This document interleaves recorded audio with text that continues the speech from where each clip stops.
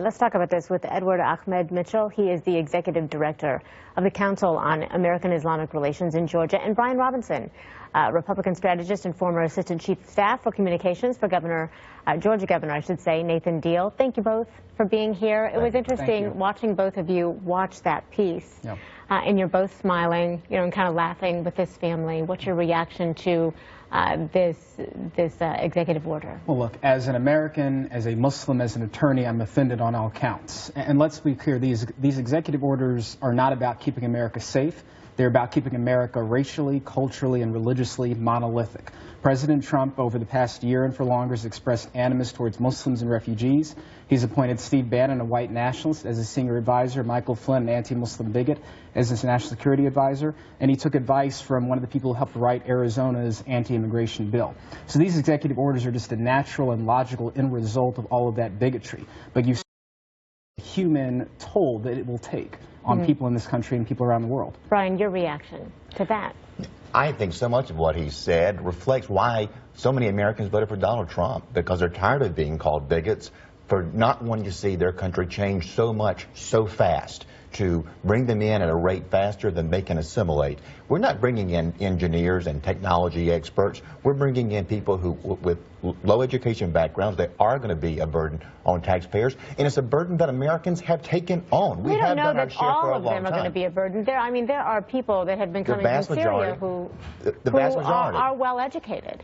That has not been the vast majority of what we're getting. Y'all had a piece earlier in Clarkston, Georgia. It's not a community of engineers, doctors, and lawyers. What do you say to France's foreign minister today, who just in the last hour came out and said, we have an obligation to help these people as leaders of nations? What do you say to that? I say that there are a lot of tragic stories out there. There's no doubt. Anybody who denies that doesn't have a heart or doesn't have eyes. But France, it's ironic to hear it from them, because there's been a huge backlash in France against the refugees coming in there. And how could they not, after the terrible violence that they've seen in the attacks in Paris and in other places where a priest's throat was slit, the truck in Nice? How can they not have a backlash? France has been much tougher than we have. They've banned headscarves for Muslim schoolgirls. We haven't done that here. So it's ironic that France would point a finger at us. Edward, what do you say to that? And do you understand the fear, I guess, that some people feel? Well, look, first of all, we govern ourselves not by fear, but by a constitution, by logic, all right? Now, I work with refugee groups. Many of the refugees who come to America from Syria actually are educated people. Some are doctors and engineers, but because of the tyranny of Bashar al-Assad, their lives have been ruined too, and they've come here to build a better life. And America is of immigrants. It has always been a nation of immigrants, and President Trump cannot change that with an executive order. So that's the moral issue, but there's also a legal issue here. That's what I was going to say. Is this constitutional? Well, as an attorney, I've got to admit that President Trump does have wide latitude to control who comes in and out of the country, but he doesn't have unlimited latitude. He's the president, not the emperor. So if you're going to sign an executive order, as he has done, that prioritizes people of one particular faith as opposed to others, that could be a violation of the First Amendment.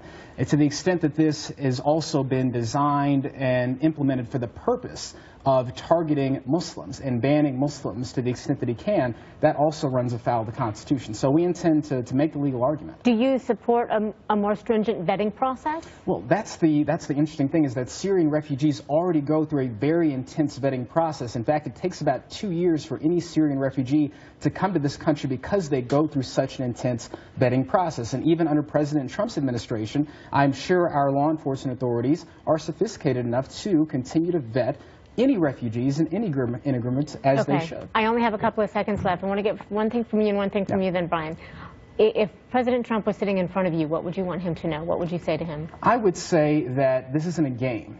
You might have a prejudice against people, but signing an executive order has real consequences for people. We're already getting reports of people with student visas, tourist visas, work visas, afraid of being deported, people trying to come into the country not being able to get in, and now you've got people who may die because they cannot get out of Syria and other places that are war-torn. So this really has human consequences. You fulfilling a bad campaign pledge is not worth it if it's going to cost human life. Brian, how do we unite the country when this is what we're seeing?